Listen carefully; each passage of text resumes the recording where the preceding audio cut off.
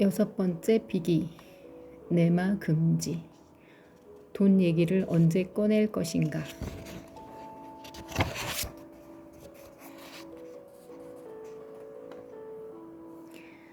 나는 화가 적은 편이다. 화 때문에 일을 그르친 적도 없고 화 덕분에 멋진 추동력을 발휘해 본 적도 없어서 아주 가끔은 콤플렉스로 느끼고 대체로는 그냥 평안하게 지낼 만큼 분노가 익숙지 않다. 허나 이런 나조차도 가끔은 아주 그냥 우라통이 터질 때가 있다. 그게 언제냐면 돈 얘기가 적혀 있지 않은 섭외 메일을 받았을 때다.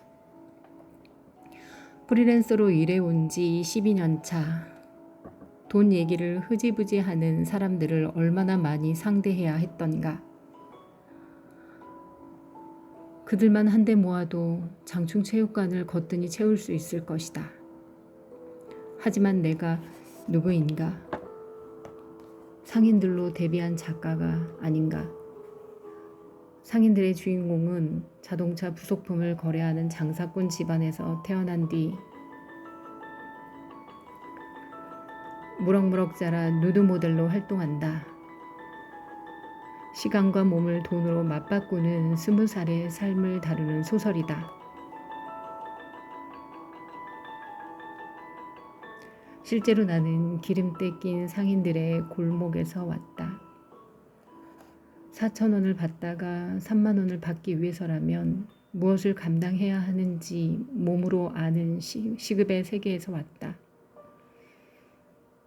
노동자들을 보고 자랐으며 앞으로도 그럴 예정이다.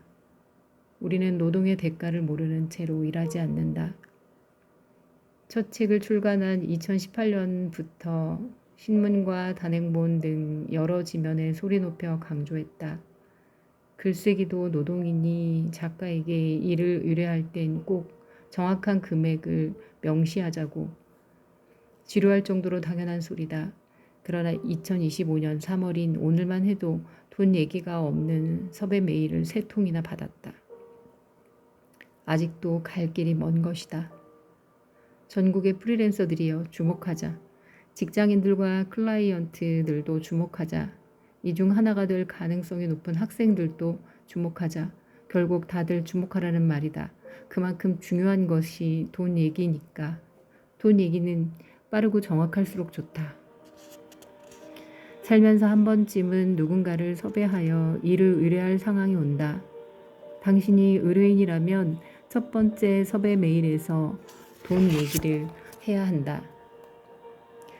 너무 중요하기에 다시 한번 반복하겠다. 돈 얘기는 반드시 첫 번째 섭외 메일에서 해야 한다.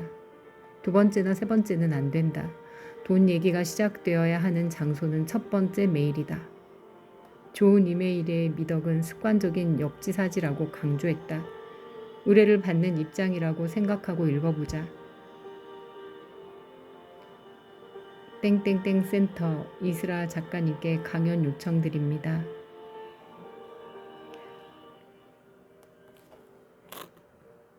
안녕하세요. 땡땡센터 담당자 누구누구입니다. 애독자로서 메일 드립니다.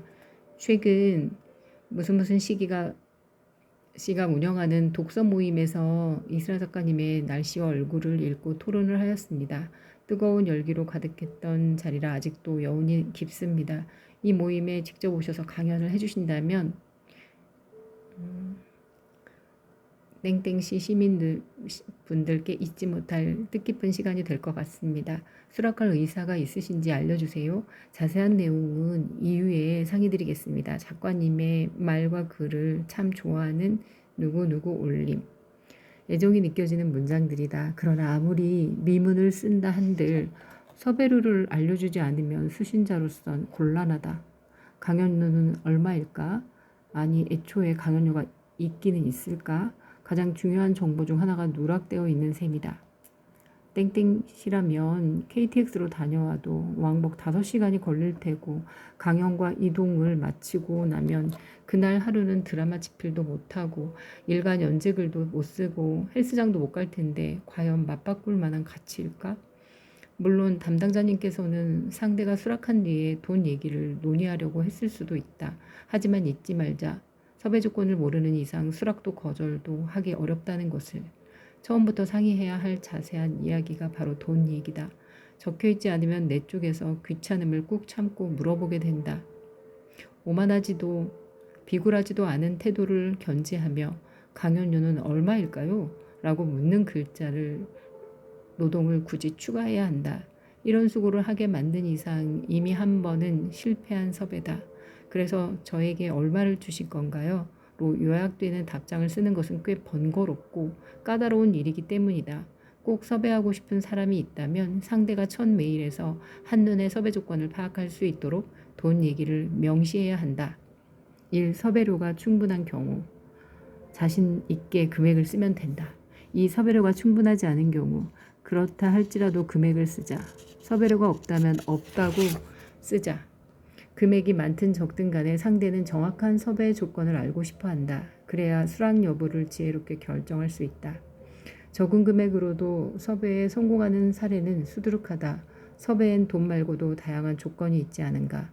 참신한 기획, 신금을 울리는 섭외 사연, 당신이 나를 만나야만 하는 필연성, 질 좋은 대화 보장, 돈이 아닌 형태의 특별한 선물 등 돈이 아닌 자원까지 살뜰히 챙겨서라도 당신을 모시겠다는 의지를 보여줌으로써 그의 마음을 동하게 만든 경우들이다. 물론 이런 어필 역시 돈 얘기를 빼놓고 하면 안 된다. 섭외료가 적다는 이유로 거절을 당할지라도 첫 번째 메일에 섭외료를 적은 채로 거절당하는 게 낫다. 두 번째나 세 번째 메일에서 금액을 공개한 뒤 상대의 마음이 식는다면 거절하기 더욱 어렵고 찜찜하다. 피자 괜한 수고를 하지 않도록 처음부터 알려주자. 3. 섭외료를 잘 주고 싶은데 상대의 몸값을 모를 경우 평소 받으시는 금액이 얼마인지 몰라서 신뢰가 될까봐 돈 얘기를 일단 함구하는 경우도 많다. 조심스러운 마음은 충분히 이해된다. 나도 누군가를 섭외할 때 그 사람은 평소 이 일을 할 때 얼마 정도 받지? 짐작이 안 되어 곤란하기도 하다. 하지만 상대의 제조와 노동을 진정으로 귀하게 여긴다면 돈 얘기를 신중히 보류하기보다는 내가 책정한 최선의 예산을 알려주는 것이 참사랑이다. 일을 받는 사람이 돈 얘기를 먼저 꺼내게 만드는 게 더욱 큰 신뢰이기 때문이다. 적정 금액을 전혀 모른다면 업계 표준이 얼마인지 알아보는 게 먼저일 것이다.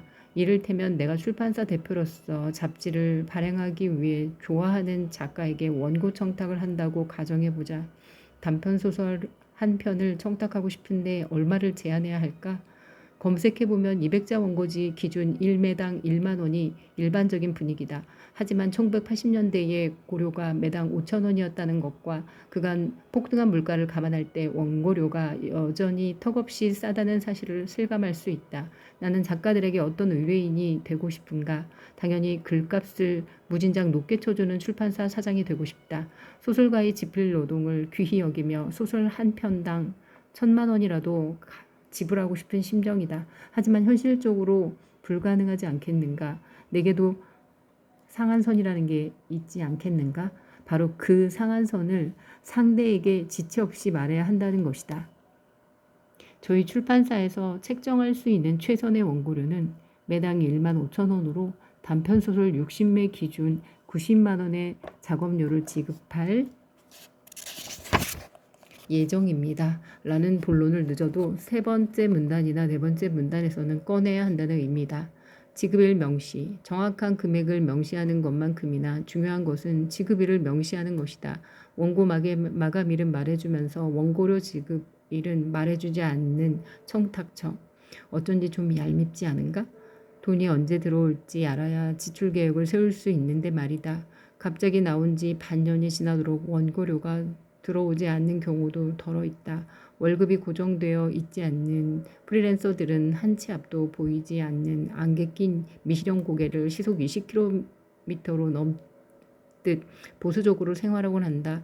이들로 하여금 기약 없이 지급일을 기다리게 하지 말자. 그리고 원고를 받았다면 가능한 빨리 고료를 지급하자.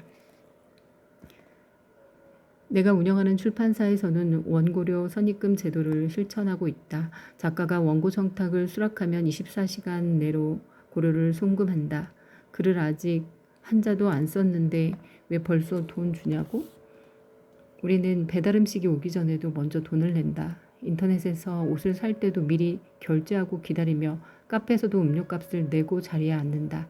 그것이 곧 내게 올 것을 믿기 때문이다. 나는 배달 음식이 올 것을 믿듯이 작가가 글을 줄 것을 믿는다. 카페 직원께서 내가 주문한 음료를 만들듯이 작가도 주문받은 글을 집필할 것이다. 우리에겐 약속을 지키려는 본능이 있다. 선입금을 한다는 건 내가 먼저 믿는다는 의미다. 이런 믿음을 저버리는 작가는 극히 드물다. 청탁을 받고 원고료를 받는 순간부터 작가에게 압박감과 상상력이 동시에 열린다. 내가 해당 원고료를 완성할 수 있을 거라고 믿어 의심치 않는 타인이 있으므로 내게 선불로 구독료를 낸 일간 이스라 독자들을 향해 펑크내지 않고 글을 쓰는 것도 똑같은 원동력이다. 작가인 사람이 출판사 대표가 되면 이렇다. 글 먼저 받고 원고료를 주는 대신 원고료 먼저 주고 글을 받는다. 5. 내마금지. 정리하자면 내마금지로 요약할 수 있겠다. 내가 만든 사자성어이자 의뢰인이 메일을 쓸 때 반드시 기억해야 할 네 글자이다. 첫 섭의 메일의 중간쯤엔 내마금지가 꼭 포함되어야 한다. 내용과 분량, 마감기한, 금액, 지급일. 이를 반영한 업무 청탁 메일의 아주 기본적인 형식은 다음과 같다. 1. 첫인사와 간단한 자기소개. 지면, 회사 소개. 2. 청탁할 업무 소개. 3. 왜 당신에게 청탁하는지, 당신의 탁월함 중 어떤 부분이 이 업무에 어울리는지 설득. 4. 내마금지. 내용과 분량, 마감일, 금액, 지급일, 명시. 5. 회신, 희망, 날짜, 알림, 끝인사. 돈 얘기를 이토록 구석구석 정확히 다루는 게 다소 팍팍하게 느껴질 수 있겠다. 세상에는 물론 묻지도 따지지도 않고 수락하고 싶은 일도 있다. 너의 요청이라면 조건을 자세히 들어볼 것도 없어. 그냥 할게.